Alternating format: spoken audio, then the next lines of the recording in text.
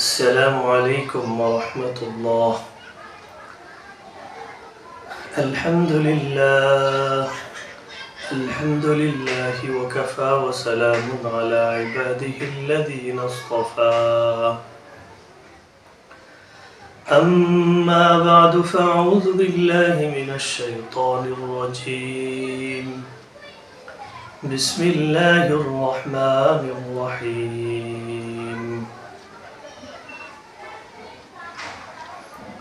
فقضاهن 7 سماوات في يومين وأوحى في كل سماء أمرها وزينا السماء الدنيا بمصابيح وحفظا ذلك تقدير العزيز العليم. صدق الله العلي العظيم وصدق رسوله النبي الكريم ونحن على ذلك من الشاهدين والشاكرين. যে যেখান থেকে আমাদের এই দর্শটা শুনছেন সকলকে আন্তরিকভাবে মোবারকবাদ জানাচ্ছি। আমাদের এই কিতাব থেকে ধারাবাহিকভাবে দর্শ হচ্ছে। এই কিতাবের সাথে আপনারা সকলেই পরিচিত।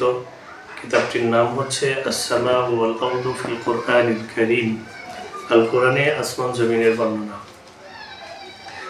এই দর্শের ধারাবাহিকতায় আজকে আমরা এই কিতাবের একটি শিরোনাম নিয়ে আলোচনা করব। শিরোনামটি হচ্ছে আদাদুস সামাওয়াত, মানে আসমান সমূহের সংখ্যা। ورد تحديد عدد السماوات بأنها 7 في 9 آيات من القرآن الكريم كما يلي. কোরআনুল কারীমে প্রায় 9টি আয়াত রয়েছে। যেই 9টি আয়াত আমরা এই শিরোনামের অধীনে উল্লেখ করেছি।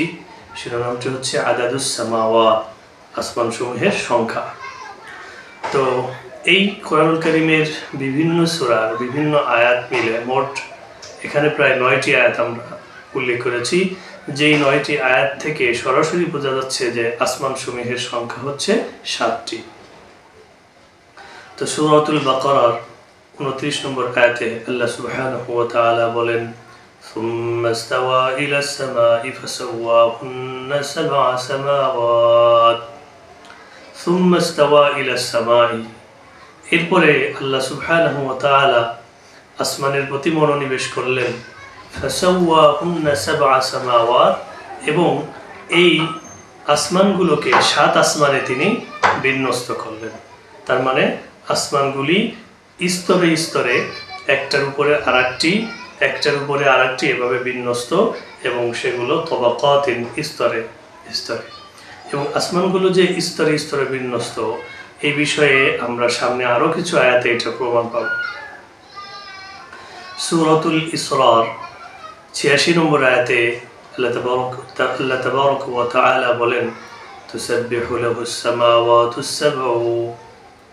এই 7 আসমান আল্লাহর জন্য তাসবিহ পড়ে। আস-সামাওয়াতুস সাবউ, 7 আসমান। এই আয়াতেও বোঝা যাচ্ছে যে আসমানের সংখ্যা হচ্ছে 7টি। আবার এখানে আরেকটি বিষয় বোঝা যাচ্ছে, সেটা হলো যে এই আসমান সমূহ আল্লাহ তাআলার নামে তাসবিহ পড়ে।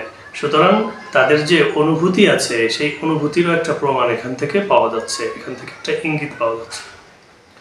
সূরাতুল মুমিনুনের 86 নম্বর আয়াতে আল্লাহ বলেন, কুল মান রাব্বুস সামাওয়াতিস সাবঈ।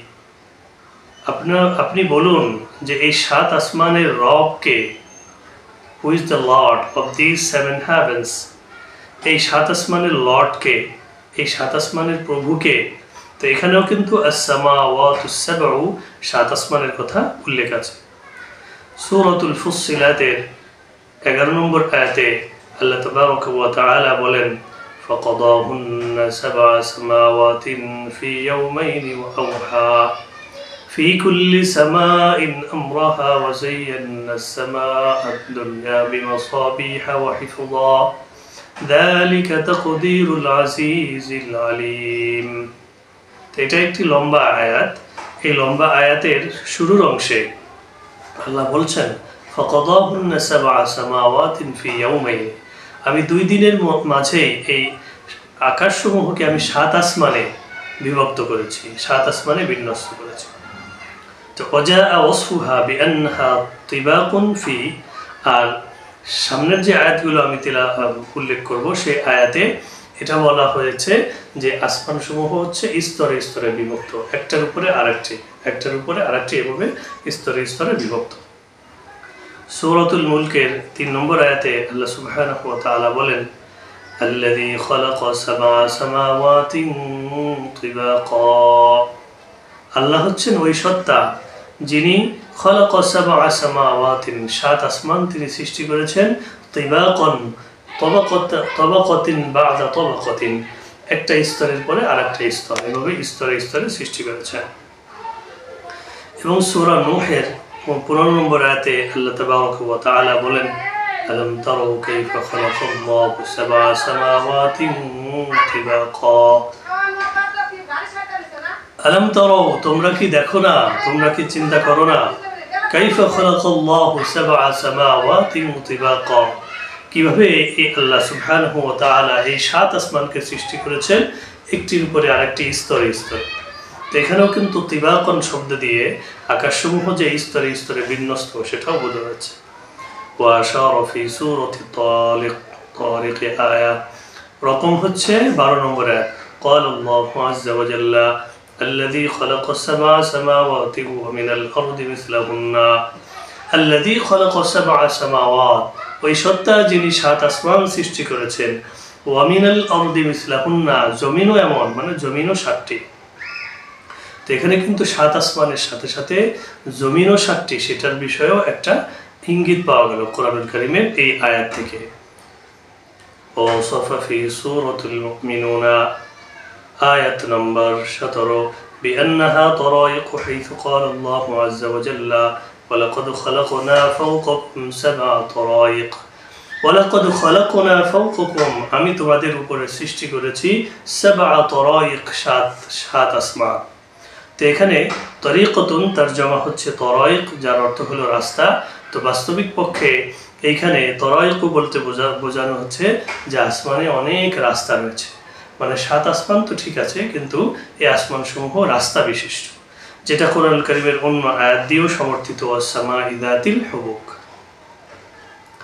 এবং সূরাতুন নাবা উল্লেখ আছে ওয়াসাফাহা বিআন্নাহা শিদাদুন, সেখানে উল্লেখ করেছে যে আসমান হচ্ছে মজবুত। হাইসু ক্বালা আল্লাহু আযজা ওয়া জাল্লা, যেমনি ভাবে আল্লাহ তাআলা বলেন, ওয়ালা ওয়াবানাইনা ফাওকাকুম সাবআন শিদাদা, ওয়াবানাইনা ফাওকাকুম সাবআন শিদাদা, আমি তোমাদের মাথার উপরে 7 আসমান সৃষ্টি করেছি, যেই 7 আসমান হচ্ছে মজবুত। এই আয়াত নম্বর হলো সূরা নাবা 12 নম্বর আয়াতে।